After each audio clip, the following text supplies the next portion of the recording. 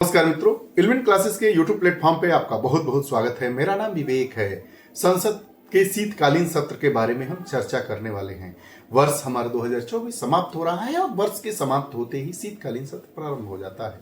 शीतकालीन सत्र क्या होता है, इसकी क्या महत्ता है, हमारे संविधान में इसका क्या संवैधानिक प्रावधान है और शीतकालीन जो हो रहा है, इस समय शीतकालीन सत्र आयोजित किया जा रहा है, उसमें कौन कौन से प्रमुख मुद्दे हैं, कौन कौन से बिल हैं जिसको आगे बढ़ाने की जिम्मेदारी हमारी संसद की है। इन सभी मुद्दों पर आइए हम बात करते हैं। उसके पहले अगर आप हमारे चैनल इलेवन क्लासेस को नहीं सब्सक्राइब किए हैं तो कृपया चैनल को सब्सक्राइब करिए, बेल आइकन का बटन दबाइए ताकि जो भी वीडियोस आए उसका नोटिफिकेशन आप तक पहुंचे। आइए वीडियो के टाइटल को समझते हुए पूरे वीडियो सेशन को प्रारंभ करते हैं।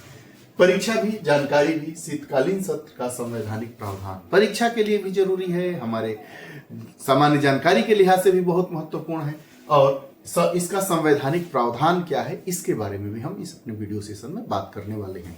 खबर की, आइए बात करते हैं खबर की।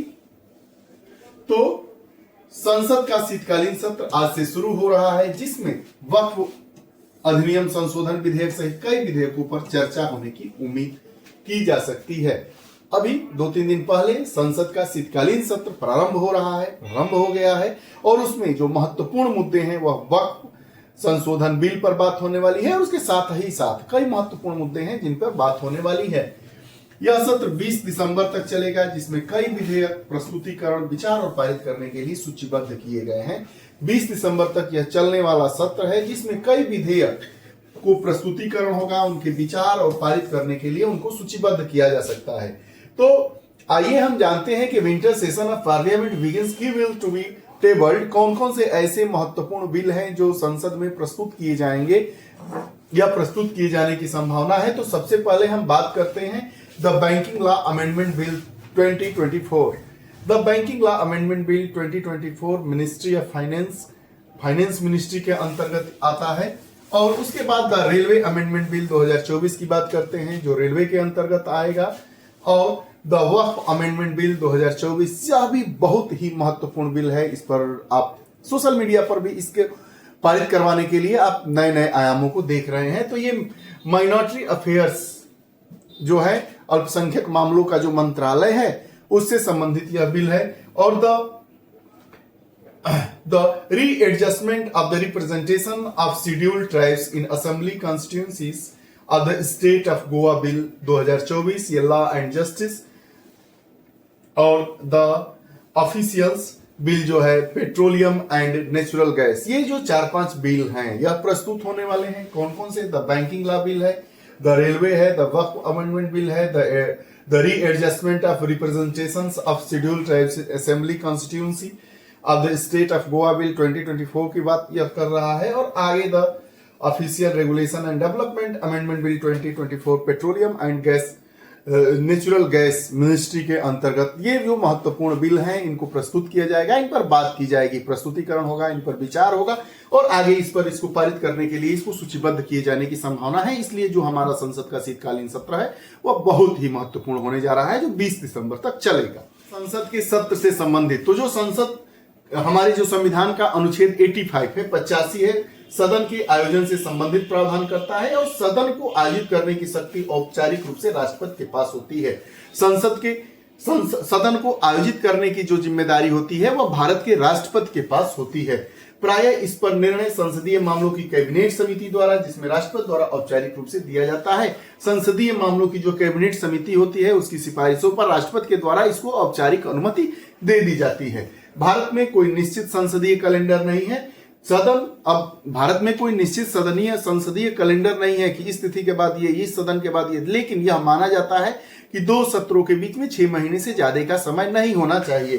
संसद के 2 सत्रों के बीच अधिकतम समय अंतराल 6 महीने से अधिक नहीं होता है, अर्थात सदन को वर्ष में कम से कम 2 बार बैठक करनी होती है। लेकिन संसद के एक वर्ष में 3 सत्र आयोजित किए जाते हैं। पहला सत्र, जिसको हम बजट सत्र कहते हैं, बजट सत्र यह सदन का पहला सत्र होता है। दूसरा सत्र होता है मानसून सत्र और तीसरा होता है शीतकालीन सत्र। वर्ष भर में 3 आपके सत्र होते हैं, पहला बजट सत्र, मानसून सत्र और शीतकालीन सत्र। तो अब शीतकालीन सत्र चल रहा है, हम शीतकालीन सत्र के बारे में बात कर रहे हैं। हमारे अनुच्छेद 85 में इसके बारे में प्रावधानित किया गया है। सत्र से संबंधित कुछ महत्वपूर्ण बातों को देखते हैं जो परीक्षा में पूछ लिए जाते हैं। तो बजट सत्र सबसे बड़ा सत्र होता है, सबसे लंबा सत्र होता है, जनवरी के अंत में शुरू होता है और अप्रैल के अंत या मई के पहले सप्ताह तक इसे समाप्त कर लिया जाता है। बजट सत्र सबसे ज्यादा दिनों तक चलने वाला सबसे लंबा सत्र बजट सत्र जनवरी के अंत में शुरू, लगभग जनवरी के अंत में शुरू होता है और अप्रैल के अंत होते होते या मई में इसको समाप्त कर दिया जाता है। सत्र में एक अवकाश होता है ताकि संसदीय समितियां बजटीय प्रस्तावों पर चर्चा करें और इस सत्र में एक अवकाश होता है। अवकाश इसलिए होता है कि जो बजटीय समितियां होती है, संसद में दो प्रकार की समितियां होती है, एक तदर्थ समिति और एक अस्थायी समिति। अस्थायी समिति होती है जो निश्चित रूप से बनती है और तदर्थ समिति किसी कार्य विशेष को संपादित करने के लिए संसद के द्वारा बनाई गई समितियों को हम तदर्थ समिति के रूप में जानते हैं। तो जो यह बजट सत्र होता है उसमें अवकाश दिया जाता है। अवकाश इसलिए दिया जाता है ताकि जो संसदीय समितियां हैं वह बजटीय प्रस्तावों पर चर्चा कर सके।